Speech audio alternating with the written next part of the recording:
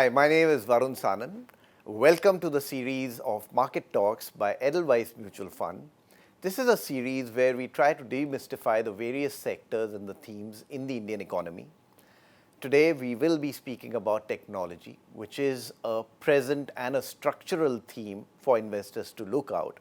With me, I have Trideep Bhattacharya. Trideep is our Equities CIO with over 25 years of equity market experience and a lot of that in technology. And I'm really glad we have Trideep for this one.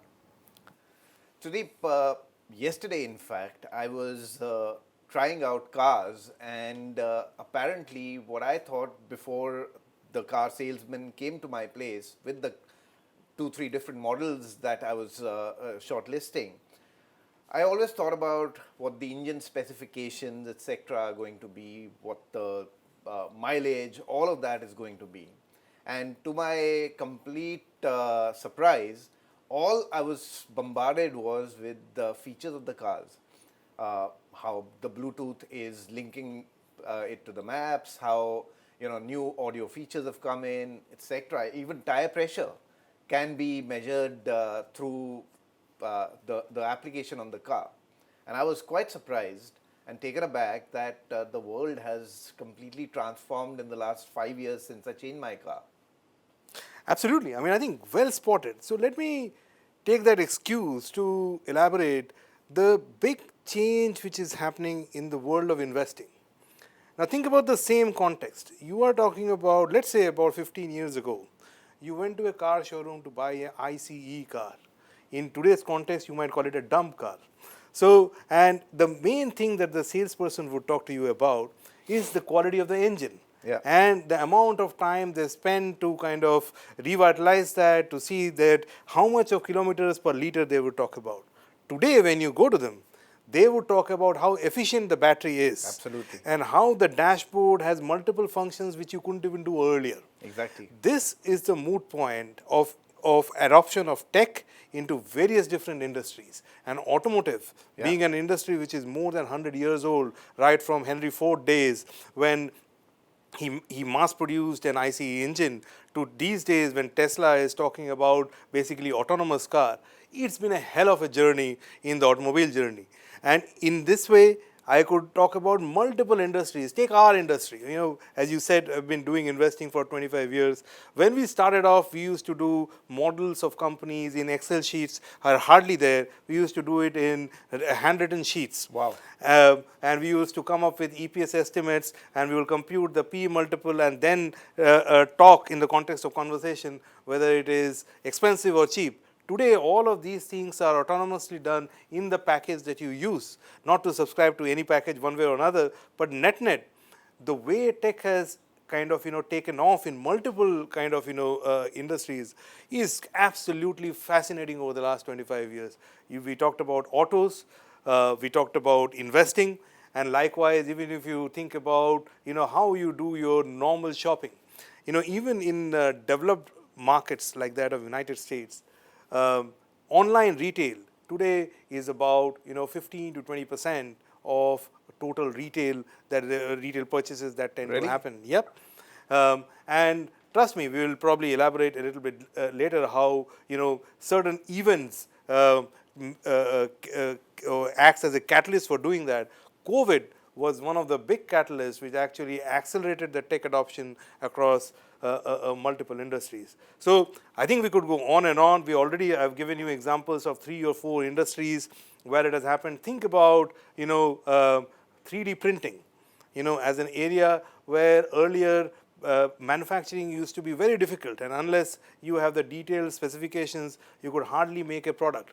Today, if you have the 3D printing plan, you can create a new product similar to that of what you've seen. So the time advantage, the productivity gain that these things come about with is absolutely fascinating. One of my pet areas. I mean, I started off as a tech analyst, and as an observer, one thing I could tell you is that as tech has sort of find its place in different industries, what it has essentially done is that it has improved the productivity of the economy manyfold. whatever we used to do in 5 hours, I remember from my investing days earlier, we now do it in about 5 minutes. So that's the extent of penetration. That's the extent of change that tech has brought about.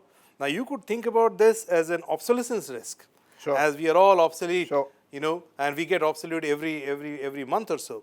But you could also take that, I can use tech to do some of the mundane day-to-day activities in less amount of time, and that frees up time to do something else, which So is what I basis of productivity. understand from what you said is it is that the adoption of tech has just been very, very widespread. What I also think what you're trying to communicate is that tech has entered fields which earlier we never thought that was possible for tech to go. Absolutely. So for example, you mentioned about EVs, you mentioned about online shopping. I don't remember the last time I cut a check. I don't remember the last time I actually stood in a line to buy a movie ticket. Or when I'm making my personal investments, I don't remember the last time I filled a form. So absolutely spot on. But we know tech's getting adopted really, really quickly, and it is because it's convenient. It's because it's more efficient. But at the same time, it's very cost effective as well. But what I would rather be very interested is we have this entire gamut of technology which is in front of us, from banking and financial services to electric vehicles to software companies, all of that. How does all of this translate within these sectors, within these small subsectors? How does technology actually permeate through and get the benefits out in the true sense? Very good question. So essentially you are asking is tech adoption is fine. Yeah. How do we kind of see that as an opportunity? And I will kind of use that excuse to talk you through the evolution of India as an industry.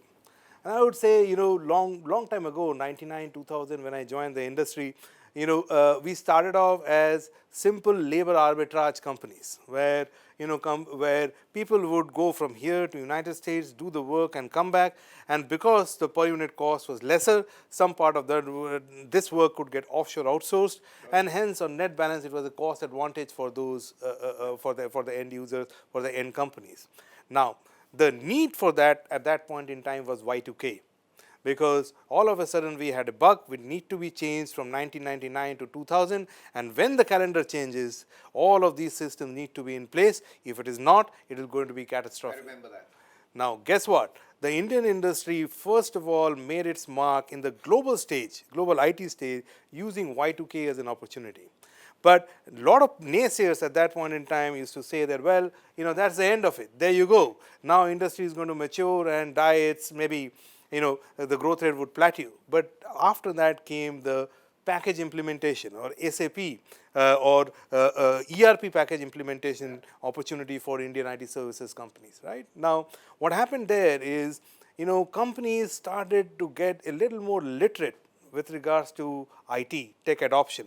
And as they did, they wanted to have different sectors different departments talk to each other in the same company.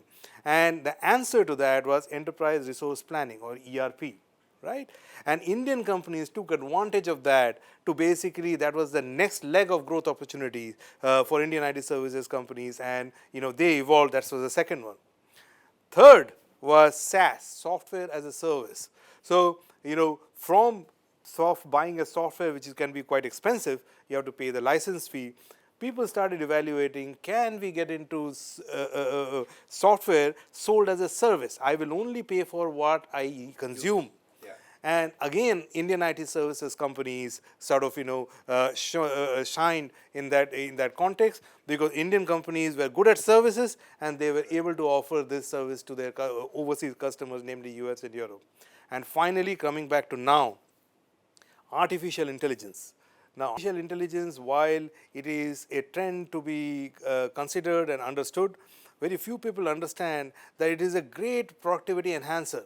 So, typical software programmer, the number of lines of code that he can write using AI as a tool has gone up 4 to 5 times since AI has come on board. So, while yes, it is a disruption to a certain extent, the cost benefit would pass on. But if I look at the multiple opportunities that Indian IT services companies have benefited from, I am sure it is already, and in more so going forward, Indian IT services companies would stand to benefit from that. Now, this is one line of thought, how Indian IT services progressed from opportunity to opportunity. There is another way to sort of slice the whole cake, which is overall from a broad basing of tech. Now, traditionally Indian IT services companies were IT services focused. Yes. And as time goes by, what customers are realizing that, hey, we can do some hardware work in India as well. So, very similar to what Maruti did in roundabout 90s, early 90s, when they set up an entire ancillary system. Off late, courtesy some of the growth opportunities driven by PLI, the hardware opportunity, we call it EMS opportunity, has opened up for Indian IT services companies as well, where companies like Apple, companies like Micron, and various global companies are thinking about doing tens of billions of dollars of hardware-oriented work here. So EMS is electronic manufacturing and services. Exactly. And this is where, very simply put, the PCB assembly will start to get done in India, and I'm sure the journey that I talked about in the context of IT services will or could replicate itself in the context of hardware or EMS as an opportunity going forward as well. And the government's PLI scheme is helping a lot of foreign capital come into India and the ancillary system to get built around. Correct. So it's a great spot, and the reason why it is important is not all the expertise is already available.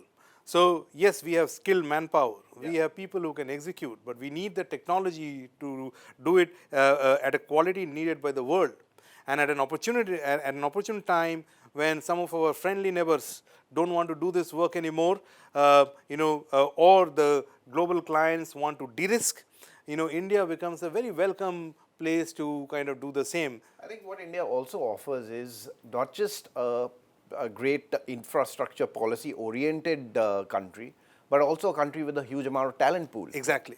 Which will actually be doing this work at a far more efficient manner with lower cost. Absolutely. And this is what I would another angle I would bring to this is the demographic dividend. Yeah. Now, with India's average age somewhere between 25 to 27 years, trust me, we are the workforce of the world. Absolutely. So we have men, women, everyone getting into the workforce as we speak, and next 25 years is going to be a fantastic time when all of these qualified professionals enter into the workforce. And India has, guess what, IT services has already given the platform. Yeah. Now we have to build on in the form of hardware and many other opportunities that will open up going forward. In fact, so I was seeing a documentary the other day, and just was a pure eye-opener. I always thought technology is more about tech hardware and some software, and we spoke about some ancillary industries that are using technology. But this documentary was about agriculture, how technology is increasing the agriculture output by 30-40% on an annual basis. What it speaks about is something called as Internet of Things. My question to you moving ahead is, a lot of these themes are very new in India. What we also see is a lot of these themes are more overseas dominated. How do you see the transition from that into India? So I think one of the things that we need to do, as you said, that things are new, is to put some numbers behind it. So I started off giving an IT services example. Yeah. Now IT services was basically $500 million roundabout in 90s or 2000 onwards. And we are talking about this to getting about, the largest company in India is about $18 billion top line today. $18 billion is a hell of a lot of number. So the sector has evolved materially in the context of just doing the IT services, and now we are just entering into the hardware domain. And not to say about the BPO, another opportunity that we went through. Target, if I and of course this is in future, and hence take that with a pinch of salt. But one of the projection agencies is talking about $600 billion by 2030. So that's the extent of growth that we have. The hardware opportunity that I'm talking about, some of the industry bodies are talking about basically the sector itself growing at 30% per annum. Now, when a sector grows at 30% per annum, so in the context, India's GDP in nominal terms growth at 11%, obviously this sector in the context of the economy is obviously becoming more and more meaningful. High growth. And as that happens, it sort of increases employment and qualified employment, and it has the consumption kicker on top of it. So multiple layers to sort of all of these things. Now, that means with that background come to the context is some of these things are new to India. Now, if you look at overall what tends to happen is this is the scenario which was there earlier, where majority of the new age tech used to be US dominated, and India used to be the traditional outsourcing. Well, my mate, things are changing. India today is the startup capital of the world, and most of the tech startups today operate out of India, is one data point that I would say. Second, I would say that artificial intelligence, if you look at, let's say, Indian IT services companies as a proportion of their revenues, for some of the mid-tier ones could be anywhere between 15 to 25% of their overall revenues. So the adoption of tech or new age tech in the context of India has gone up multifold over a period of time. Now, still, some of the areas, maybe something what Netflix does or something what an Amazon does is still kind of missing in India, which is why I think tech is probably one industry which has transgressed barriers. And when we think about investing in tech, we should think about global tech rather than just in India. India would be an important part of it. If I may call it, India would be an enabler of global tech. But there are some elements which we can take advantage of by investing in tech globally. So Trideep, we've understood that there's this big opportunity in technology for investors. You've also mentioned about tech adoption. We've seen what new themes are available. COVID was an example on how tech is really, helping us out move forward, even when the world was locked down. So any last closing comments for our viewers to really ponder upon? I think I would finish off by saying, just taking the cue from the COVID example, that it took about 15 years in the United States for the online penetration of retail to go from 5% to 10%. 15 years to go from 5% to 10%. And then it took about 15 months to go from 15% to 30%. So that is the pace of tech adoption. And that is why investing in tech overall, rather than being scared of tech, is the mantra to go for. Fantastic. Thank you, Trideep. And with that, we will close this series of Market Talks, which clearly tells us that tech is not just a theme for today, it is a structural theme for the future. And please do look out for a lot of these tech stories going forward. Mutual fund investments are subject to market risks. Read all scheme-related documents carefully.